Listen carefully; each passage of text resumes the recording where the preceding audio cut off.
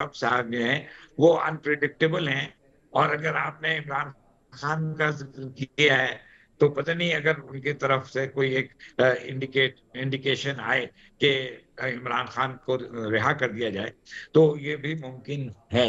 लेकिन मैं समझता हूं कि इस वक्त अभी ये कहा नहीं जा सकता कि ऐसा ही होगा, क्योंकि ट्रंप के और बड़े मसाइल हैं, बहुत से और मामलों में वो इस वक्त यानी ध्यान इसका दे रहा होगा। इम्कान है, लेकिन आपके नज़दीक ये प्रायोरिटी लिस्ट में नहीं होगा।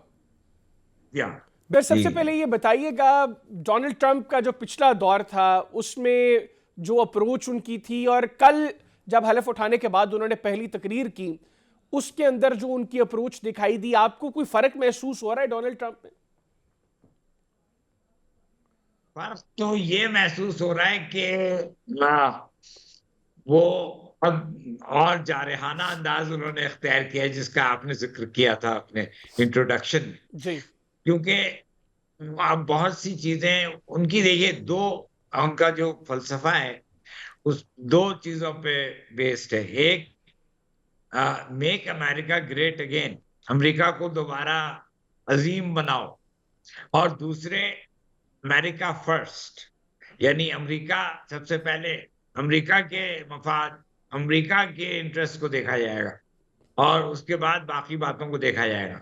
तो ये जो दो प्रिंसिपल्स हैं, मेक अमेरिका ग्रेट अगेन और अमेरिका फर्स्ट, ये जो दो बुनियादी उसूल हैं जिसके बिना पे वो अपनी पूरी पॉलिसी को तरतीब दे रहे हैं। पॉलिसी में दो पहलू हैं। एक, अंदरून मुल्क की पॉलिसी, नेशनल पॉलिसी, कौमी पॉलिसी क्या है और उनमें किन किन शोबों में वो जोर देंगे, फोकस करेंगे। और दूसरे, फॉरेन पॉलिसी, खारजा पॉलिसी। तो उनका, ट्रंप का जो कल जो उनकी तकरीर की आपने बात की, जी। वो ज्यादा वो अंदरून मुल्क के मसाइल पे उन्होंने जोर दिया है। और फॉरेन पॉलिसी में सिर्फ, देखिए, बड़े मजे की बात, या बड़ी अजब बात, कि उन्होंने जो गाजा में जंगबंदी का जो मुआहदा हुआ है उसमें उन्होंने सिर्फ ये कहा है कि ये मैंने ये गमालियों को वापस करवा दिया है। 3 hostages have been returned। तो ये मेरा अचीवमेंट है। ये फलस्तीनियों की जो मुश्किलात हैं, जो उनके ऊपर जुल्म और तशद्दुद हो रहा है, जितने फलस्तीनी मारे गए हैं, उन सब बातों का कोई जिक्र नहीं किया उन्होंने। तो मैं समझता हूं कि वो इजराइल की हिमायत करेंगे। और जो बहुत सी उम्मीदें हैं कि वो फलस्तीनी मसला को हल करेंगे, वो मैं नहीं समझता कि वो हल करेंगे। अगर करेंगे भी तो ये इस तरह करेंगे इजराइल का ही फायदा फायदा हो अच्छा और सर। फलस्तीनी अच्छा सर, कौम आपने ये जो उसी तरह मुश्किल में। फ़लस्तीन और इसराइल का जो आपने ज़िक्र जी। किया, आप समझते हैं कि नेतन्याहू जो गुज़िश्ता काफ़ी अरसे से जंगबंदी के मुआहदे का प्रेशर था उनके ऊपर, दुनिया के मुख्तलिफ ममालिक बार बार उसके ऊपर उनको कन्विंस करने की कोशिश कर रहे थे, उनके ऊपर प्रेशर डाल रहे थे, लेकिन उन्होंने वो प्रेशर नहीं लिया। लेकिन अभी डोनाल्ड ट्रंप ने जिस वक्त बात की, तो नेतन्याहू के ऊपर भी डोनाल्ड ट्रंप का प्रेशर था, जिसकी वजह से जो इनिशियली ये जंगबंदी का मुआहदा हुआ है इसराइल और हमास के दरमियान। जी बिल्कुल, ये प्रेशर तो जरूर डाला है उन्होंने। और जंगबंदी का मुआहदा, मैं समझता हूँ, फिर भी फलस्तीनियों के लिए बेहतर सूरत है, बजाय बजाय इसके कि रोज आना बर्फबारी और शहादतें हों। तो वो तो अपनी जगह दुरुस्त है। लेकिन मैं कह रहा हूं कि फलस्तीनी कौम की जो उमंगे हैं, जो उनके हुकूक हैं, वो उसकी कोई खास फिक्र ट्रंप साहब को भी नहीं है। उसकी तो एक और डेफिनेट वो, रीज़न है ना कि अमेरिका में हमेशा से यहूदी लॉबी जो है वो बड़ी मजबूत रही है। गो के इन इलेक्शंस के अंदर जो ज़्यादा जूस हैं उन्होंने मेजॉरिटी में वोट जो बाइडन को किया, जिसके बाद ये इम्कान जाहिर किया जा रहा था कि जो इलेक्शन जीतते ही डोनाल्ड ट्रंप ने इसराइल और फ़लस्तीन के मुतल्लिक़ बातें शुरू की थी, उसमें लग रहा था कि वो समहाउ इसराइल के ऊपर प्रेशर डालेंगे। लेकिन अल्टीमेटली तो जो जूस लॉबी है वो बड़ी स्ट्रांग है अमेरिका में। जी जी बिल्कुल। और ये देखिए ना, बात ये है कि उनको सिर्फ इस बात की फिक्र है कि हॉस्टेजेस रिलीज हो रहे हैं कि नहीं। हम्म। अरे भाई, ये तो बहुत बड़ा मसला है।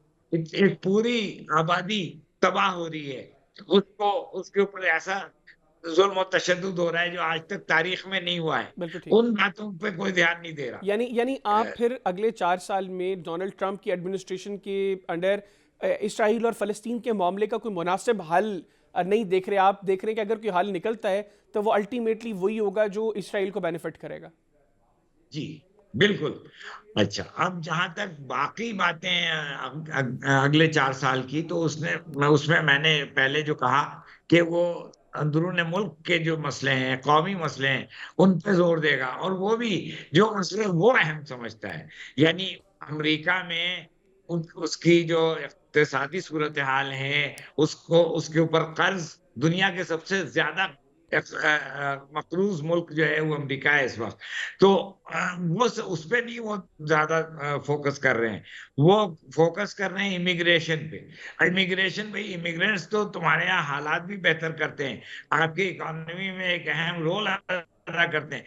इवन जो मेक्सिको के इमिग्रेंट्स बेचारे बिल्कुल ही मजलूम और बिल्कुल ही पस्त हाल आते हैं, वो वहाँ कैलिफोर्निया के गार्डन्स में वो फल के फ्लावर पिकिंग, वो फ्रूट पिकिंग वही करते हैं, जो अगर स्ट्रॉबेरीज या एप्पल्स, ये जितनी भी तो जो अफ्रीकन वो 10-10 एकड़ की जमीन है, और उस पर सुबह से शाम तक पसीना बहाना होता है, तो वो कोई अमरीका नहीं करता है। तो बात ये है कि मैनुअल लेबर जो कि इमिग्रेंट्स प्रोवाइड करते हैं, अच्छा सर, मेरे वो पास ये इस तरह की मेरे पास सर पॉलिसीज वक्त मैं कम नहीं है। समझता कि मेरे पास सर वक्त कम है, थोड़ा सा हम बात कर लें अमेरिका और पाकिस्तान के ताल्लुकात के हवाले से। आप समझते हैं कि डोनाल्ड ट्रंप के आने से एक तो पाकिस्तान में जो बात हो रही थी कि इमरान खान साहब को कोई रिलीफ मिल सकेगा, सेकेंडली ओवरऑल अब पाकिस्तान और अमेरिका के ताल्लुकात को अगले 4 साल में कैसा देख रहे हैं?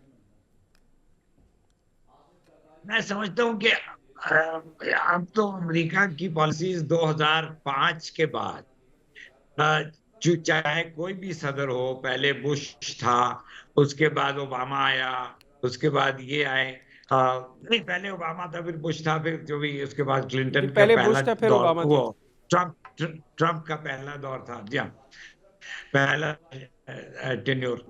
तो मैं समझता हूँ कि इन सब सुदूर के साथ एक ही बात हुई है कि वो जो भारत के साथ स्ट्रेटेजिक पार्टनरशिप अमेरिका की हुई है, वो उसके नुक्ता नजर से, उसके पर्सपेक्टिव से वो पाकिस्तान की के ताल्लुकात को भी देखते हैं। यानी तो अमेरिका के लिए उसमें जाहिर है पाकिस्तान पाकिस्तान पाकिस्तान को की देखने के लिए उन्होंने इंडियन प्रिज्म इस्तेमाल करना है। बिल्कुल बिल्कुल, तो वो उस वजह से पाकिस्तान से वो ताल्लुकात तो किसी वक्त भी नहीं दोबारा कायम होंगे जो कि पहले थे। अब इस वक्त मगर वर्किंग रिलेशनशिप, हमें अमेरिका से कोई लड़ाई मोलनी नहीं है, और ना ही अमेरिका चाहता है कि पाकिस्तान को बिल्कुल इग्नोर करे। तो मैं समझता हूँ कि एक वर्किंग रिलेशनशिप हमारी कायम होगी, और बाइडेन के जमाने के मुकाबले में एक नया फैक्टर है कि